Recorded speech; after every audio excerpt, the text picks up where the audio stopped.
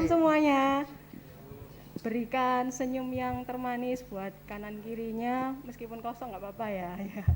Oke, terima kasih teman-teman. Yuk kita akan mulai kebaktian ibadah pemuda remaja pada Sabtu ini. Kita akan pujikan Jangan Lelah.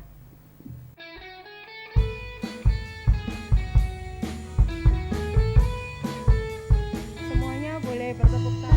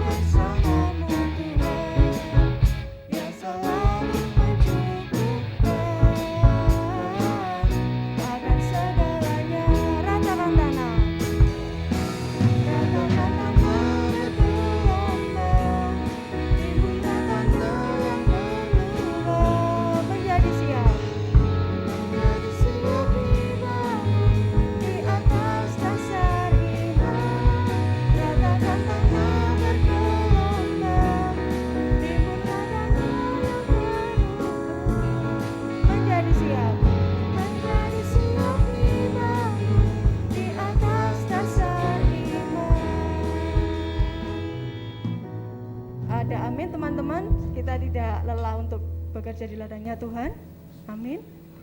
Oke, kita akan bersama-sama untuk berdoa. Mari kita selalu dalam doa. Tuhan Yesus, terima kasih karena Engkau telah mengumpulkan kami di tempat ini ya Tuhan. Tuhan berkati ibadah ini dari awal, pertengahan hingga akhirnya ya Tuhan. Kami serahkan jalannya ibadah ini ke dalam tangan-Mu, hanya di dalam nama Tuhan Yesus Kristus, haleluya, amin. Amin. Untuk ini teman-teman masih kuat untuk berdiri ya, berdiri terus ya. Oke, kita akan lanjutkan pujian Hatiku Percaya.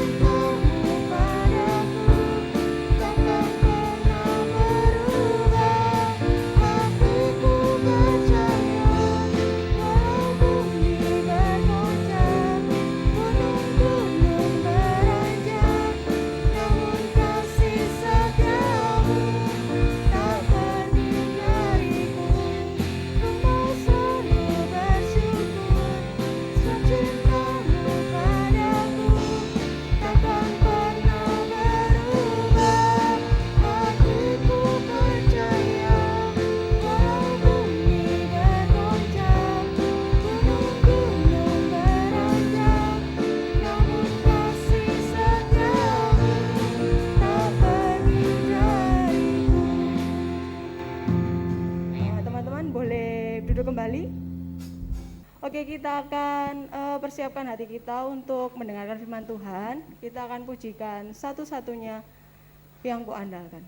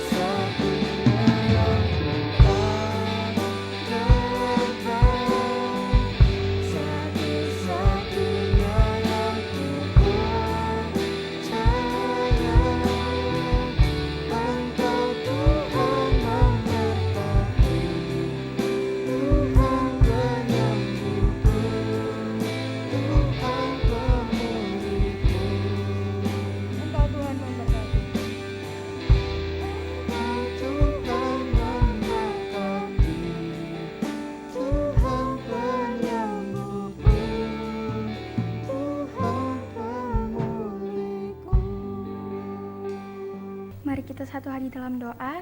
Terima kasih Tuhan Yesus atas berkat-Mu pada sore hari ini, sehingga kami semua dapat berkumpul bersama untuk memuji dan memuliakan nama-Mu Bapa. Saatnya Tuhan, kami mau mendengarkan firman-Mu, kiranya Kau yang berkati hamba-Mu yang akan menyampaikan kebenaran firman-Mu. Kiranya juga Tuhan yang berkati kami, bukalah hati dan pikiran kami untuk kami dapat mendengarkan firman-Mu Tuhan.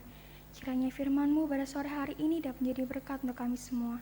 Terima kasih Bapa, hanya di dalam nama Tuhan Yesus Kristus kami percaya kepadamu. Haleluya, amin.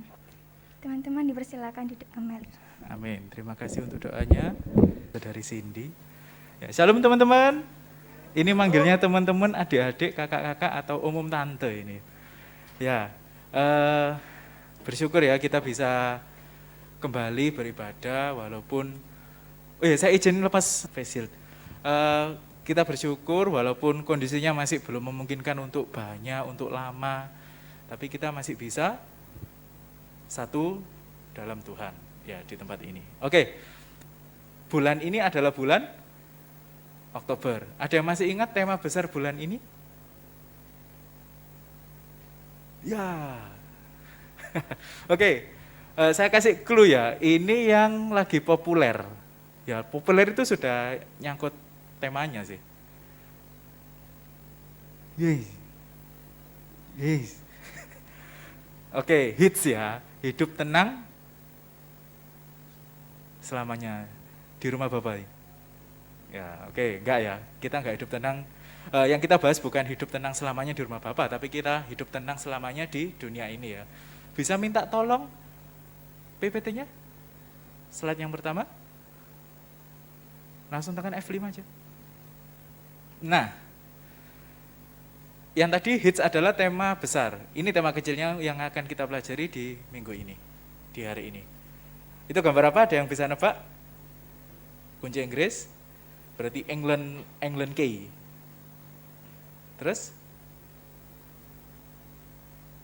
Apa sih Kak Feb? Gak jelas sih. Oke lah, saya kasih ini ya, saya kasih tahu ya. Kunci lockdown. Nah, itu yang akan kita pelajari. Apa itu lockdown? Slide kedua. Kondisi pandemi ya. Untungnya Indonesia ini nggak ke lockdown ya. Negara-negara yang lockdown karena pandemi corona. Itu sudah disebutkan beberapa. Tujuannya ada yang tahu?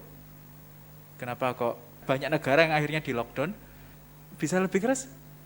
Nah, mencegah penyebaran. Ya, benar ya. Oh ya, sebelum kita lebih jauh lagi ya. Kali ini saya akan mengajak teman-teman ini untuk lebih interaktif ya, jadi akan lebih banyak pertanyaan nanti. Jadi saya kurang tertarik gitu ya kalau kita 3D 1P, duduk diam, dengar pulang. Jadi saya berharap memang kita nanti pulangnya itu dapat sesuatu ya. Oke, tadi benar ya. Kenapa kok di lockdown? Karena mencegah penyebaran corona. Apa sih corona? Satu-satu Kak Email. Virus ya, virus. Kenapa sih kok harus dicegah? Ini contoh virusnya ya. Di ujung bagian virus, itu yang akan menempel ke tubuh kita, dan itu yang akan menginfeksi kita. Menyuntikkan, ini agak belajar biologi, menyuntikkan zat beracunnya ya ke tubuh kita sehingga kita bisa tertular. Di yang saya kotai merah itu adalah bagian dari virus yang akan menempel ke tubuh kita dan itu menulari kita. Next. Nempelnya gimana? Reaksi kimia. Saya nggak akan menjelaskan itu karena saya sendiri juga nggak tahu ya. Jadi kita butuhkan, yang harus kita lakukan adalah next, lockdown. Nah, ini lockdown untuk virus ya. Ini lockdown dunia atau lockdown untuk kesehatan ya, lockdown kesehatan. Kita melakukan 3M, mandi, makan, enggak ya. Kita 3M, masker, sering cuci tangan, dan sebagainya. Nah, sekarang kita bahas bukan ini ya, bukan lockdown secara jasmani atau lockdown secara kesehatan, tapi lockdown secara rohani. Tadi seperti yang sudah dijawab tadi ya, kenapa kok harus lockdown? Untuk mencegah penyebaran. Kalau secara rohani, kenapa kita harus melakukan lockdown secara rohani? Ya, ada yang ngasih pernyataan, jawaban? Oke. Kenapa? Karena di dunia ini itu penuh dengan hal-hal yang bisa merusak kita. Kalau secara kesehatan ini adalah kalau lockdown secara dunia, ada virus di sana yang bisa merusak kita, yang mengganggu kesehatan kita. Sedangkan kalau rohani di luar sana itu banyak yang bisa menjatuhkan kita. Banyak yang bisa membuat kita lupa Tuhan, banyak yang bisa membuat kita semakin menonjolkan sifat yang sudah dosa berikan. Oke, bahas dosa. Next, selanjutnya, dosa. Bisa ngasih contoh, dosa itu apa aja? Bebas. Ini kalau sekolah minggu itu mesti rame. Wah, sampai yang pembicara nggak dengar suaranya. Contoh dosa, ini anak sekolah minggu bisa. Gimana? Berbohong, ada lagi? Mencuri, ada lagi? Membinasakan, kejam itu. Oke. Ada lagi? Ada lagi? Banyak. Nyontek, oke. Mencuri, itu mencuri jawaban ya, itu masuk golong mencuri, menyontek ya. Ada lagi? Oke, itu semua jawaban benar ya. Itu adalah tindakan kita akibat pengaruh dosanya Adam. Kita condong untuk melakukan dosa itu. Tapi kita lihat bagaimana kata Alkitab. Satu klik. Nah, kita baca di Matius 5 ayat 22. Minta tolong bisa dibacakan. Matius 5 ayat yang ke-22. Tetapi aku berkata kepadamu, setiap orang yang marah terhadap saudara-saudaranya harus dihukum.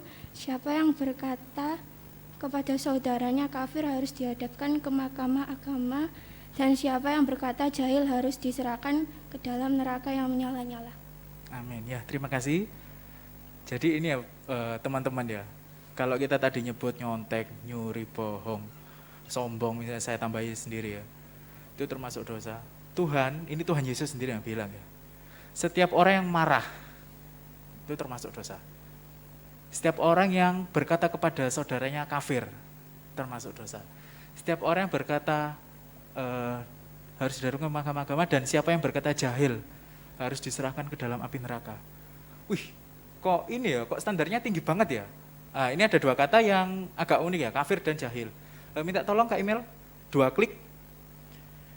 Nah, saya contek dari bahasa aslinya ya. Kafir ini diambil dari kata raka, yang artinya bodoh. Jadi ejekan ya ini ya, jadi ejekan dasar kamu bodoh misalnya kayak gitu ya. Ini gak enak ya, ngomong di atas mimbar. Dan yang jahil ini bahasa aslinya, bahasa Yunani adalah moros. Moros ini lebih sarkas ya, lebih kejam kalimatnya dibanding raka. Makanya kalau di Tuhan Yesus bilang, yang bilang raka ke mahkamah agama akan diadili secara agama. Yang bilang moros masuk ke neraka. Walaupun ini kesannya ada dosa besar, dosa kecil, enggak. Ini tetap dosa. Apapun yang kita lakukan, selama membenci pun, marah pun, itu sudah dosa. Kalau kita baca di sebelum dan sesudah ayatnya, nanti ada ayat setelahnya, Tuhan itu standarnya tinggi. Pembunuhan itu bisa timbul dari akar. Akarnya apa? Salah satunya marah. Nah, Tuhan membuat pagar itu. Jadi sebelum kita membunuh, ya jangan marah dulu gitu loh. Kayak gitu. Karena kenapa? Kalau kita membiarkan marah, kita bisa lebih jauh, dan akhirnya kita bisa berakhir ke pembunuhan. Seperti itu ya. Next. Matius 5 ayat yang ke-28, saya bacakan aja. Tetapi aku berkata kepadamu, setiap orang yang memandang perempuan serta mengingininya, sudah berzina dengan dia di dalam hatinya. Nah, ini juga standar Tuhan yang tinggi ya. Kita nggak ngapa-ngapain loh, masih di dalam hatinya, mengingini serta menginginnya. Setiap orang yang memandang, hanya memandang. Kalau tadi hanya marah, menyimpan marah, itu sudah termasuk dosa bagi Tuhan. Ini hanya memandang, itu pun juga sudah termasuk. Berarti standar Tuhan tinggi banget ya. Nah, kita belajar untuk lockdown ya. Ini salah satu bekalnya. Berarti kita mengerti bahwa Tuhan itu menetapkan standar itu terlalu tinggi bagi kita. Lalu gimana dong kita solusinya? Next. Nah, solusinya akan kita bahas satu-satu. Lanjut aja. Nah, yang pertama, meningkatkan iman. Minta tolong dibaca Ibrani 10 ayat 25. Janganlah kiranya kita menjauhkan diri dari pertemuan pertemuan ibadah kita seperti dibiasakan oleh beberapa orang, tetapi marilah kita saling menasehati dan semakin giat melakukannya menjelang hari Tuhan yang mendekat. Ya, janganlah kita menjauhi ibadah. Oke, di sini saya kasih 2 gambar ya, ibadah onsite dan ibadah online. Siapa yang suka ibadah onsite? Oh, angkat tangan ini. Siapa yang suka ibadah online? Ya, yang benar yang mana, yang salah yang mana, itu nanti akan kita simpulkan di bagian akhir ya. Saya kasih gambaran ya. Masing-masing ini punya kelebihan. Contohnya, Kak Imel tolong 1 klik. Nah, kalau di ibadah onsite, kita bisa lebih fokus, lebih terarah mendengarkan firman Tuhan. Sedangkan kalau online, bagi pujian, suara kendaraan, atau suara nyamuk, atau misalnya, Dek, minta tolong ini, misalnya orang tua kayak gitu ya. Nah, kita akhirnya fokusnya kepecah. Next, relasi. Jadi ketika kita ketemu dengan saudara seiman, di onsite kita ketemu walaupun nggak bisa terlalu ngobrol terlalu lama ya, tapi ada poin lebih di sana daripada kita online. Karena online kenapa? Sendirian. Ya nggak nyaman ya, atau mungkin sekeluarga ya cuman sekeluarga itu aja. Kita nggak ada ketemu teman, ya ketemu teman juga wajah-wajah aja, kadang cuma huruf-huruf aja kalau di online. Kayak gitu ya. Tapi, next. Nah, kalau onsite, kita seolah tertata, mobilitas kita itu minim. Sedangkan kalau online, kita bisa nyambi, kasarnya kayak gitu ya. Terus kalau misalnya bepergian, kita juga lebih mudah ibadah online. Next, satu lagi, dan aman secara kesehatan. Mungkin kalau seperti ini ya, kita ibadah onsite seperti ini. Mungkin memang bukan kerumunan, kita juga sudah taat prokes ya. Cuman keamanannya pasti lebih minim daripada yang online. Karena online pun juga di rumah, ya orang-orang itu aja, ya lingkungannya itu aja. Kayak gitu ya. Nah terus, mana dong yang benar? Mana dong yang salah? Dan nanti akan kita bahas di bagian akhir ya. Selanjutnya, solusi yang kedua, nah, menundukkan mindset. Ada yang harus kita rubah ya, mindset atau cara berpikir kita. Kak Imel bisa minta tolong diklik gambarnya. Nah, ini adalah contoh video yang sempat viral. Gak tahu viralnya sampai ke teman-teman atau enggak, tapi ya kita lihat dulu aja ya. Jadi dia ini borong warteg untuk dibagikan. Silakan yang mau makan saya traktir. Nanti kayak gitu ya. Akhirnya para Gojek, Grab, nyebut merek, para ojek online itu juga mampir, terus ada juga yang jual koran itu mampir buat makan. Dan mereka, nah, silakan makan, saya traktir. Dan mereka nggak bayar yang makan. Makasih bos. Oke, nggak apa-apa, bisa tetap lanjut aja. Pertanyaan saya, ini hal yang terpuji atau tercela? Ini hal yang baik atau buruk?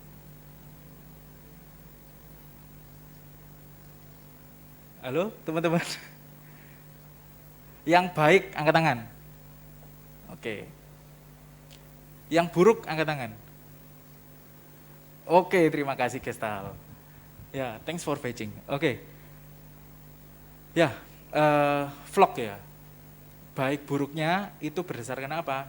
Kak Imel minta tolong klik. Nah, apakah itu termasuk kesombongan? Ataukah itu memang kasih untuk menolong? Nah, bagaimana kita bisa menilai orang yang di dalam yang nggak tahu? Kita nggak bisa menilai, yang bisa menilai adalah orang itu sendiri.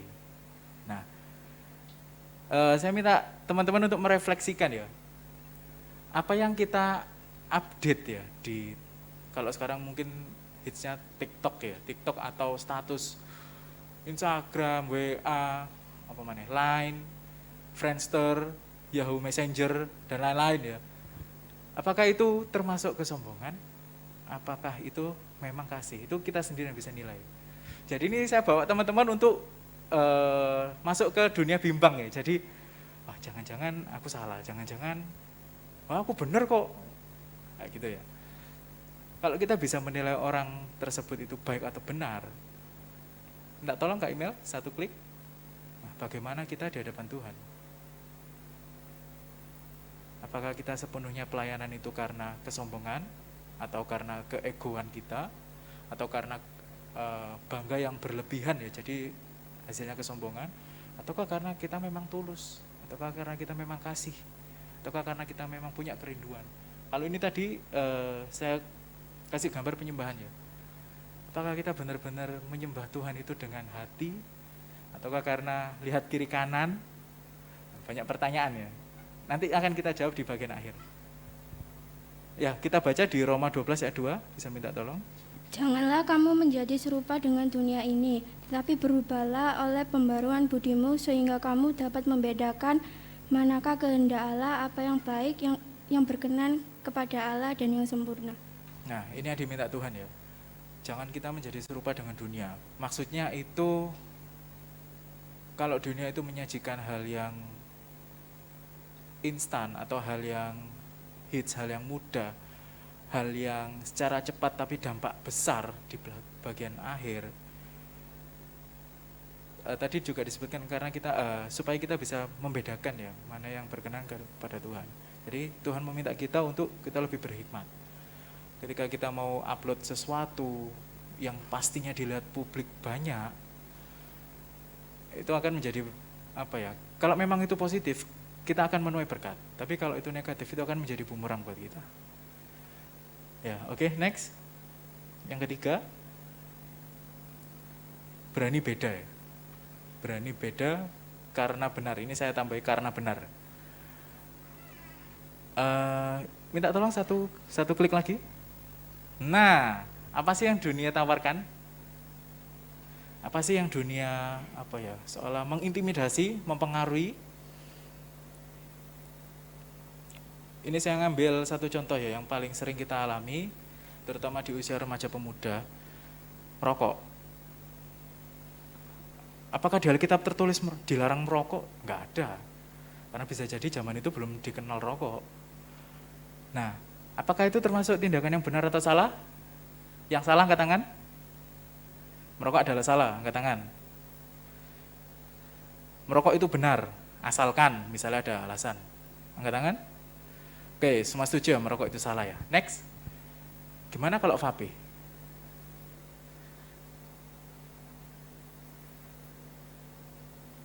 Nah, gimana kalau vape? Yang merasa vape itu tindakan yang salah, angkat tangan. Wah, tegas. Yang merasa benar? Kan itu nggak ngandung apa sih? Tar nikotin, kan juga nggak kumpul orang banyak, atau itu kan juga elektrik atau gimana, nggak pakai korek. Nah, itu nanti akan kejawab ya. Kemudian next satu lagi, Tom and Jerry, Spike, Thomas dan Jerry. Ini saya berusaha menggambarkan ini sih, kayak balas dendam, pukul balas pukul, mata ganti mata, gigi ganti gigi. Ya memang kita tahu ya, dendam atau balas dendam itu memang bukan hak kita, tapi itu haknya Tuhan yang menghakimi. Jadi kita sama-sama tahu kalau tindakan pukul-pukulan ini salah ya. Tapi gimana kalau kita sabar nih, misalnya kita disakiti, mungkin bukan fisik, mungkin hati. Kita sabar, oke aku sabar. Terus ternyata orang yang menyakiti hati kita, misalkan kecelakaan, apakah kita masih bisa sabar? Ataukah kita malah terpancing untuk kapok, kasihan, mangkani ta? Nah, itu benar atau salah? Nanti kita akan bahas ya. Dan yang terakhir, tawaran dunia yang sering, nah, pornografi. Dari keempat ini, banyak seringnya itu yang saya terima ya, seringnya, alah gitu tok ae lo, mosok lanang gak tahu, misalnya kayak gitu ya. Entah itu ngerokok, entah itu tukaran atau gimana. Lanang mosok gak tahu, kayak gitu ya. Atau mungkin cewek-cewek. Saya juga pernah dengar ya, kalau circle-nya, kumpulannya itu, misalnya kumpulannya itu ngerokok, ketika kita melakukan hal yang benar, Maksudnya nggak ngerokok ya. Kita seolah di sampingan, kita seolah di kesendirian. Kita nggak dianggap teman kayak gitu ya, dianggap nggak hits atau gimana. Nah, beranikah kita untuk melakukan hal yang beda itu? Berani beda karena benar, bukan berani beda karena ikuti yang lain. Minta tolong satu klik lagi. Nah, jangan kita terjebak dengan dunia ini. Mereka yang rame, mereka yang banyak, itu membuat terangnya sendiri, menurut versi mereka. Sedangkan terang yang sudah ada, terang yang real, terang yang dari Tuhan itu lebih jelas dan lebih lebih menyeluruh. Kita pun seharusnya bisa melihat kalau misalnya memang kita nggak fokus ke ego kita. Nah, mereka yang mengutamakan egonya akhirnya membuat pembenaran atas tindakan mereka sendiri. Nah, beranikah kita berbeda sekalipun kita seolah ditolak di kehidupan kita, di pertemanan kita, kalau yang kerja, di pekerjaan kita. Saya pernah mengalami kejadian seperti ini ya. Di dunia kerja itu ada bos besar. Bos besar ini yang ownernya ya, owner pabrik. Karena saya kerja di pabrik swasta. Nah, ketika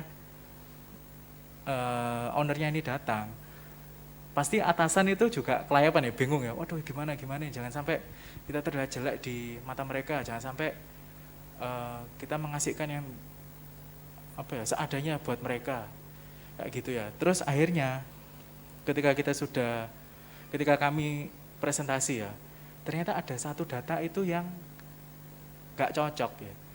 Dan kalau itu ditelusuri itu bakalan kena banyak. Jadi misalnya, ternyata bahan bakunya itu sempat hilang berapa ton misalnya kayak gitu ya. Terus akhirnya yang disarankan sama petinggi-petinggi ini nggak usah ditiru ya. Ya sudah, datanya disamakan aja. Saya yang disuruh kayak gitu ya, saya nggak mau. Saya nulis yang asli gimana, tapi saya kasih keterangan gini. Ini memang kita kehilangan bahan sekian ton, tapi kita sudah melakukan tindakan. Contohnya apa? Kita menelisik, menelusur, kok bisa kurang atau sampai mewawancarai beberapa karyawan, dan akhirnya ketemu. Walaupun ketemunya itu setelah owner saya sudah pulang ya, owner pabrik saya sudah pulang. Jadi ketemu 2 atau 3 hari setelahnya. Dan saya yang yang nggak mau nerima arahan untuk berbohong itu tadi, saya merasa bangga dengan diri saya sendiri. Tapi orang lain ya nggak enak ya. Ini kenapa sih yang ada ownernya? Walau cuman ganti 0 atau cuman ganti satu data aja, satu angka aja nggak mau. Kayak gitu ya teman-teman ya. Ya memang dari tindakan yang saya ambil ini memang penuh resiko ya. Dipandang kayak itu tadi ya, diejek ya. Gitu aja nggak mau. Kamu nggak tahu kalau kamu kerja di sini juga dibayar misalnya kayak gitu ya. Cuman kalau memang itu bisa dihindari atau kalau memang itu nggak harus kita kerjakan, ya saya memilih itu. Tapi kalau memang itu harus dikerjakan, saya butuh pertimbangan. Atau kalau memang dunia kerja, mending orang lain, jangan pilih saya. Ya segitunya teman-teman ya. Nah mungkin di sekolah nyontek, siapa sih di sini yang nggak nyontek? Nah misalnya banyak tawaran kayak gitu ya, halah gitu tok aja loh, halah 1 nomor tok aja loh, caranya tok wis. Nah iming-imingan kayak gitu. Kalau memang kita benar-benar berani beda ya, berani beda dari dunia ini, ya kita berani untuk nolak itu. Nilainya, taruhannya kan nilai jelek. Kalau nilai jelek paling cuma 1 semester, atau mungkin kalau di ujian harian, ya 1 nilai itu aja yang jelek. Tapi yang lain kan masih bisa bagus. Dan malahan dengan nilai jelek itu kita tahu salah kita dan kita bisa memperbaiki. Kayak gitu ya. Jadi tiap kali kita kalau misalnya kita ngerjakan sesuatu terus melakukan kesalahan, ternyata itu nggak dinilai sebagai hal yang salah. Mana kita tahu kalau itu salah. Kayak gitu ya. Jadi nggak apa-apa kita dapat counter ya. Misalnya dapat terima itu salah, itu jelek, nilaimu jelek, nggak apa-apa. Selama kita mau berubah. Kalau ini salah berarti saya tahu yang benar kemana. Ya, seperti itu ya. Ini tadi 2 Timotius kayak udah dibaca. Oke, next aja. Nah, peduli. 1 gambar. Nah, ada yang tahu kenapa materinya peduli tapi yang muncul adalah gambar 1 lampu terang, yang lain redup, tidur. Ada yang tahu? Ya, nggak tahu. Oke, kenapa peduli ini kita harus jadi seolah jadi terang? Kenapa? Ketika kita berani untuk memilih peduli ya, ada hal itu yang kita akan seolah kita akan turut ke dunia dan kita harus punya benteng kuat ya. Jadi kita harus benar dulu baru kita bisa peduli ke yang lain. Kenapa? Karena tujuan kita, next satu gambar, tujuan kita adalah untuk menghibur mereka. Tujuan kita adalah untuk mengerti apa yang mereka rasakan. Tujuan kita adalah untuk memperdulikan mereka ketika mereka, misalnya ketika mereka ditolak, kita hadir untuk mereka, kayak gitu ya. Tapi jangan sampai kita malah terjerumus karena tujuannya adalah next membangkitkan dia. Jangan sampai ketika kita berusaha peduli malah kita yang ketarik ya. Jangan sampai kita yang jatuh ke jurang, bukan kita yang menarik dia dari jurang, tapi malah kita yang jatuh ke jurang. Nah kayak gitu ya, jadi berani beda karena benar. Kita harus berada dalam posisi yang benar, baru kita bisa peduli. Kalau misalnya kita belum benar tapi sudah berani peduli kepada mereka, enggak apa-apa. Sambil belajar, sambil diingat, jangan sampai saya terjerumus ke sana. Kita baca di 1 Yohanes 2 ya, ayat 15 sampai 17. Oke, saya bacakan ya, 1 Yohanes 2 ayat 15 sampai 17. Janganlah kamu mengasihi dunia ini dan apa yang ada di dalamnya. Jika seorang mengasihi dunia, maka kasih akan Bapa tidak ada di dalam orang itu. 16. Sebab semua orang yang ada di dalam dunia, yaitu keinginan daging dan keinginan mata, serta keangkuhan hidup, bukanlah berasal dari Bapa, melainkan dari dunia. 17. Dan dunia ini sedang lenyap dengan keinginannya, tetapi orang yang melakukan kehendak Allah tetap hidup selamanya. Nah, ini peringatan ya bagi kita ya. Jadi kita boleh peduli, tapi kita jangan menjadi satu dengan dunia ini. Kita jangan mengasihi dunia ini, artinya itu mengasihi karakter yang disediakan oleh dunia, bukan orangnya ya. Misalnya saya punya teman ya, dia tuh suka nyuri. Saya mengasihi teman saya nggak setuju dengan yang dia lakukan, tapi saya tetap mengasihi. Sama kayak Tuhan Yesus datang ke dunia. Tuhan Yesus benci dosa, tapi Tuhan Yesus mengasihi orang yang berdosa. Nah, kayak gitu ya. Jadi kita harus berada di tempat yang benar dulu supaya kita bisa mengangkat dia, kita peduli kepada dia dan kita bisa mengangkatnya dari keterpurukan. Oke, next peduli. Selanjutnya doa. Satu klik lagi. Apa hubungannya doa dengan benteng? Ada yang bisa ngasih tanggapan? Ya, doa ini adalah benteng ya. Jadi hubungannya adalah. Doa ini adalah benteng. Ketika kita menghadapi masalah tekanan yang berat ya, dengan doa kita merasa damai. Dengan doa, dengan bicara dengan Tuhan, atau curhat, atau apapun lah itu sebutan teman-teman, kita merasa damai, kita merasa terlindungi. Satu lagi, minta tolong. Nah, dunia ini menyediakan kehidupan yang kita alami di dunia ini banyak ya. Ada yang senang, ada yang suka, ada yang duka. Nah, untuk kita bisa bertahan dalam keadaan yang benar, untuk kita bisa tetap bertahan dalam peduli yang sebelum-sebelumnya, meningkatkan iman, menurunkan mindset, juga berani beda karena benar, kita perlu doa. Karena doa ini adalah kepanjangan dari segala yang tidak bisa kita lakukan. Misalnya kondisinya terjepit ya, misalnya ini, kita mau belajar tapi buku kita basah karena kehujanan, besok ujian, aduh terus gimana ini? Tenangkan diri dulu, kita doa dulu. Ini pakai bahasa sehari-hari, Tuhan, saya mau belajar Tuhan, tapi kondisinya seperti ini, minta tolong hikmat-Mu, sehingga saya bisa besok ujian, bukan dimudahkan ya, tapi saya bisa semakin belajar, saya bisa semakin hati-hati, seperti itu ya. Jadi dengan seperti itu bukan berarti besok kita pasti dapat nilai bagus, enggak, belum tentu juga. Kalau memang Tuhan berkehendak itu nilai bagus, kita akan dapat nilai bagus. Tapi doa ini juga sifatnya aktif ya. Jadi ketika misal buku basah tadi ya kita misalnya pinjem buku teman atau moto buku teman, sekarang kan udah canggih ya, atau cari buku yang lain.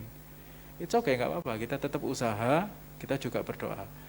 Di dunia ini kan nawarkan hal yang suka dan duka. Satu lagi, klik lagi, intensitas doa yang biasanya ada.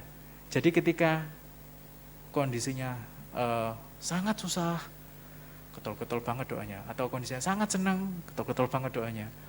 Haleluya, terima kasih Tuhan, terima kasih Tuhan. Tapi kalau sangat susah, ya Tuhan, bantu aku Tuhan, kayak gitu ya. Tapi kalau kondisi normal, ya doa itu formalitas lah. Doa itu sekedarnya lah, sehari 3 kali lah, kayak makan, doa makan. Nah, ini ya teman-teman yang perlu diwaspadai ya. Jadi dalam kondisi susah, dalam kondisi senang, dalam kondisi normal pun, kita tetap doa.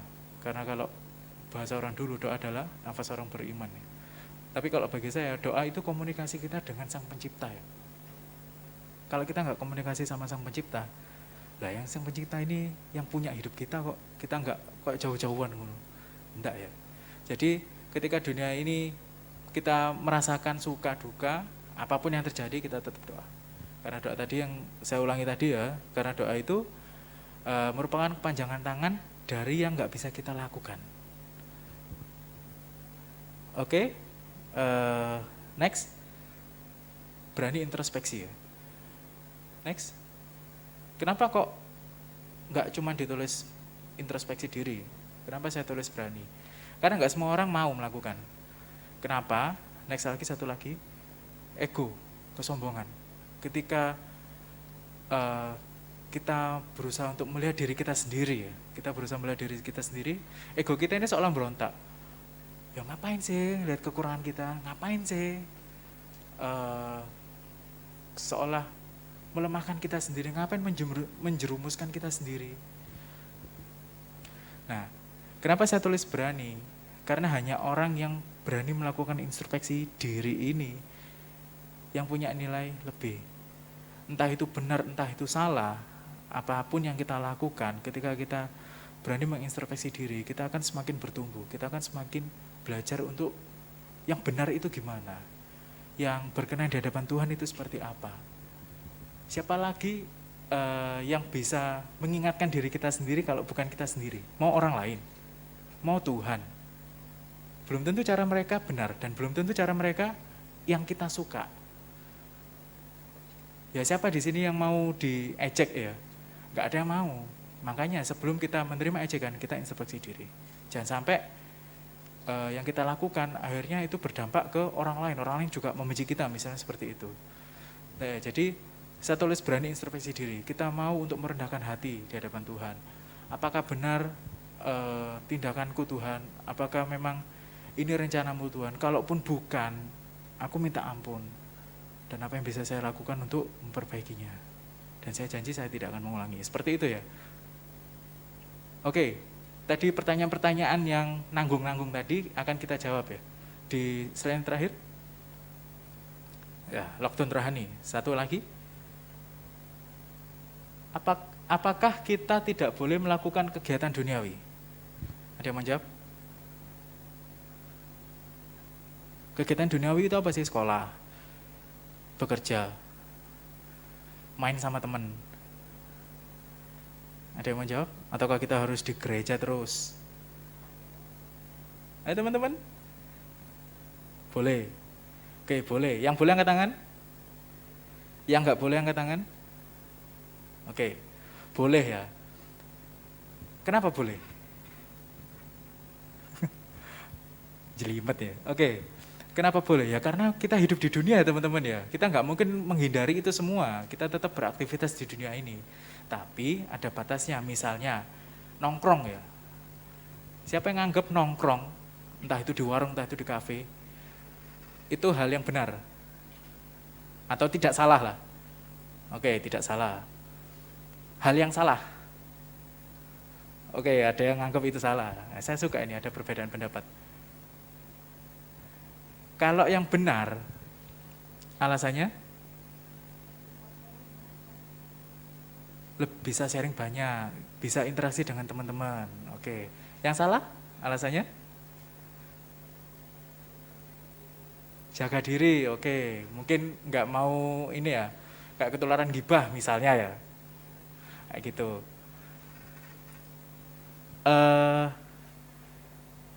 Ya, teman-teman sudah jelaskan ya. Boleh dan nggak boleh jawabannya. Tergantung dari tujuannya. Kalau memang tujuannya untuk kita berinteraksi dengan teman-teman, ketemu, bahas sesuatu, bukan gibah ya, bukan bahas kejelekan orang, tapi bahas sesuatu misalnya ada PR nih, ada tugas, kita bahas, ketemu, jawabannya gini, gimana sih caranya? Itu nggak apa-apa, it's okay. Tapi ketika kita mengarah ke yang lain, misalnya kita bahas hal yang nggak berguna, ngerasani orang, ngerokok misalnya, kan nongkrong kalau laki kan juga nggak enak, cuman makan minum aja, kayak gitu ya. Nah kalau sudah kayak gitu, itu yang nggak boleh. Jadi jawabannya boleh dan nggak boleh, tergantung dari tujuannya. Oke, pertanyaan selanjutnya. Apakah kita boleh menyalahkan orang atas tindakannya?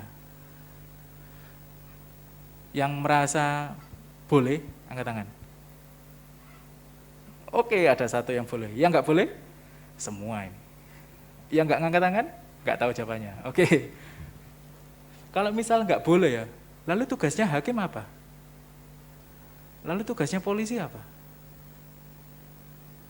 Nah, kembali lagi tujuannya. Kalau misal kita menyalahkan orang itu tujuannya untuk mengingatkan, nggak apa-apa. Asal empat mata ya, asal ada etikanya ya. Jadi misal kita ketemu ya ke sahabat sendiri ya, kamu kok gitu sih? Seharusnya lo nggak kayak gitu. Ayo coba gini aja, kayak gitu ya. Jangan sampai ke arah yang, ya ini juga salah satu etika ya, jangan sampai kita menasihatinya malah yang sembrono ya. Apa sih kamu kayak gitu? Di Alkitab bilang gini, kayak gitu ya teman-teman ya.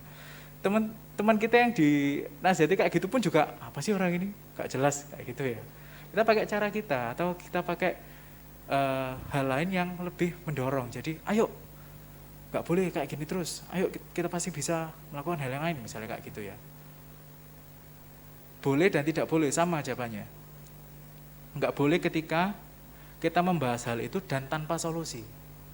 Tapi ketika kita membahas hal itu dengan orang yang bersangkutan dan itu menghasilkan suatu solusi, seharusnya seperti ini, ada beberapa tantangan dan pantangan, it's okay, itu gak apa-apa. Sama kayak hakim dan polisi, menyatakan salah, tapi dengan pertanggungjawabannya misalnya di penjara.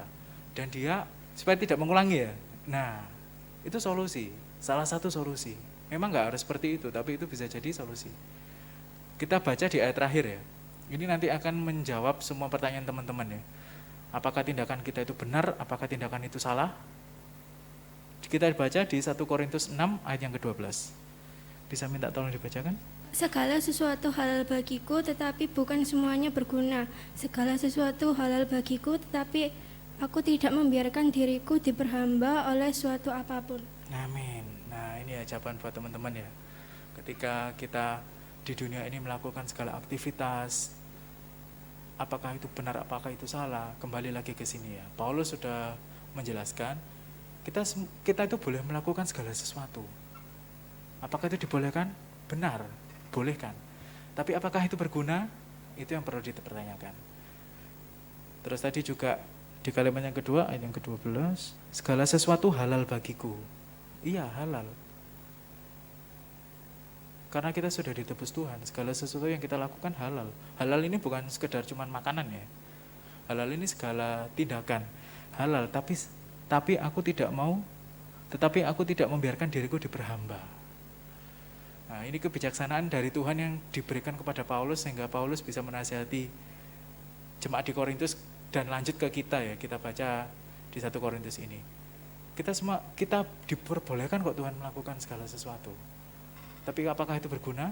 Apakah dengan kita melakukan segala sesuatu akhirnya kita kejebak di sana? Nah, gitu ya. Misalnya saya pernah main investasi trading. Ya, waktu itu sekedar coba-coba ya, sekedar ngisi kekosongan waktu. Tapi ternyata itu menjerumuskan saya. Saya harus mantengi HP terus. Saya harus mengorbankan waktu begitu banyak, bahkan istirahat pun kurang. Dan ketika saya menyadari itu, wah, ini kalau tak teruskan ini nggak bagus. Oke, saya putuskan untuk berhenti. Nah, kayak gitu ya. Mungkin TikTok. Nah, Berapa waktu kita yang terkuras karena sosial media? Boleh, apa kita nggak boleh? Boleh. Tapi itu lagi, kembali lagi. Apakah itu berguna? Kalau berguna lanjutkan, silakan. Misalnya kita TikTok bukan ini ya, bukan konten yang ngawur ya. Misalnya ini nih karena pandemi gini ada kesempatan bersihkan rumah sehari 3 kali, misalnya kayak gitu. It's okay, nggak apa-apa, itu memberkati orang lain. Nah, tapi pertanyaan selanjutnya adalah apakah kita terjerumus di sana? Apakah kita akhirnya menjadi ketagihan di sana? Kalau misalnya memang itu menjadi ketagihan di sana, oke, putuskan sekarang untuk berhenti. Atau batasi. Misalnya sehari 16 video misalnya ya. Jadi sehari cuma 1 video. Misalnya kayak gitu ya.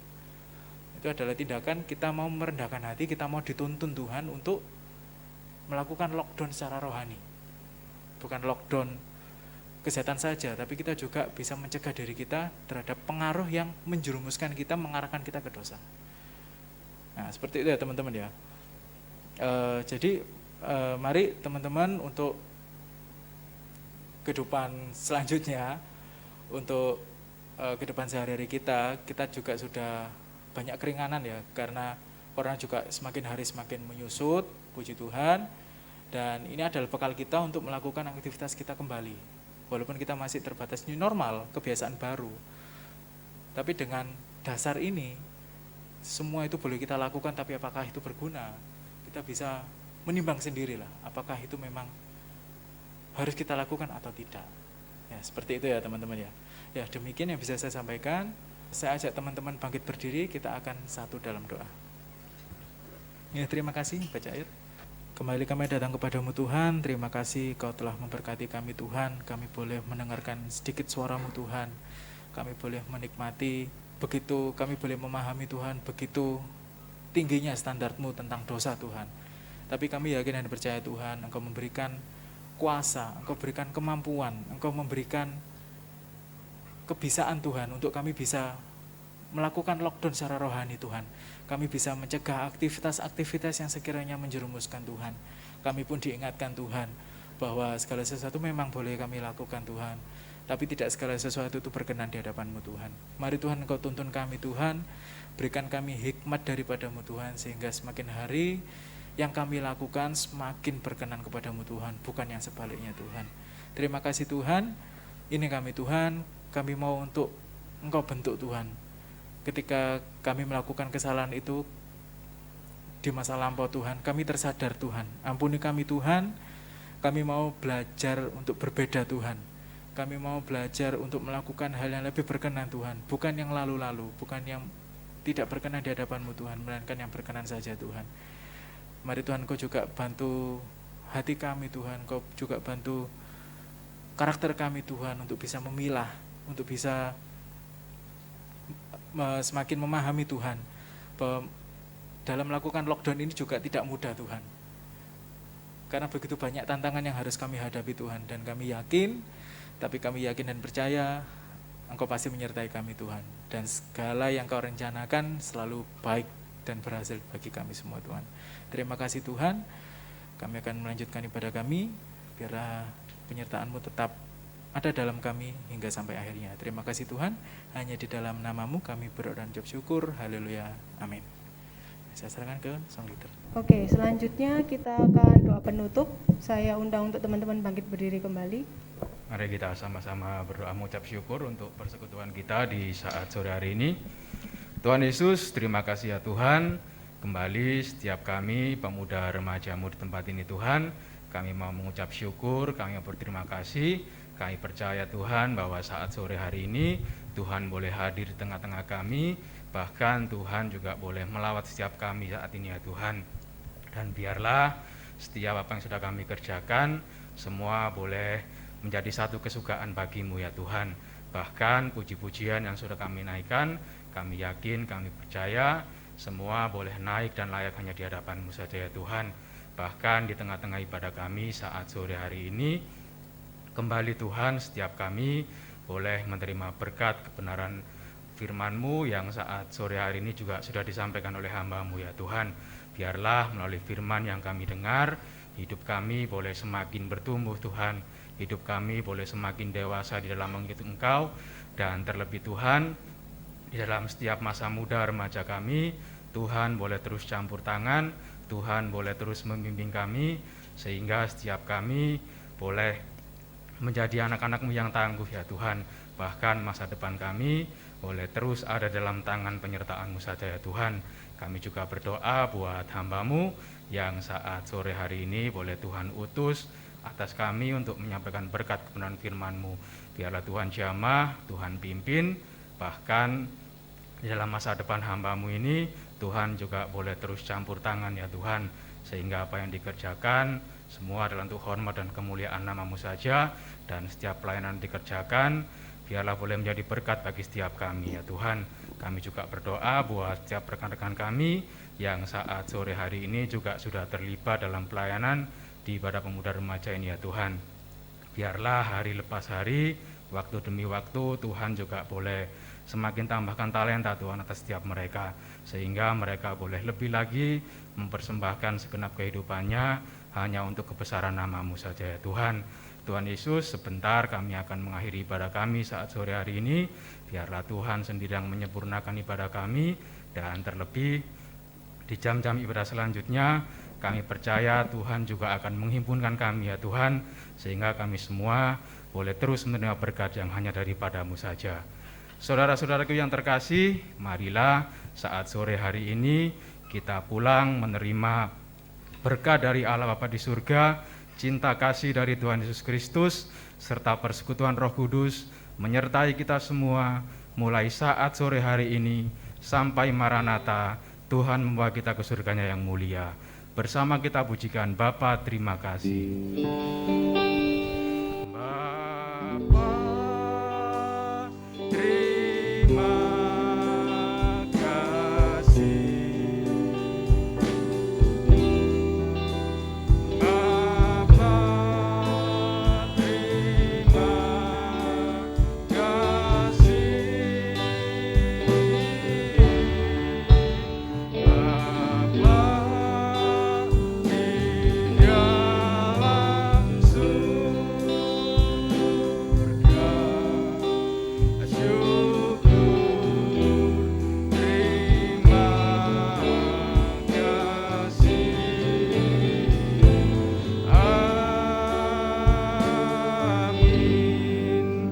Amin. Amin. Tuhan Yesus memberkati, dan dipersilakan teman-teman untuk boleh duduk kembali sambil menerima arahan untuk meninggalkan ruang ibadah. Tuhan memberkati.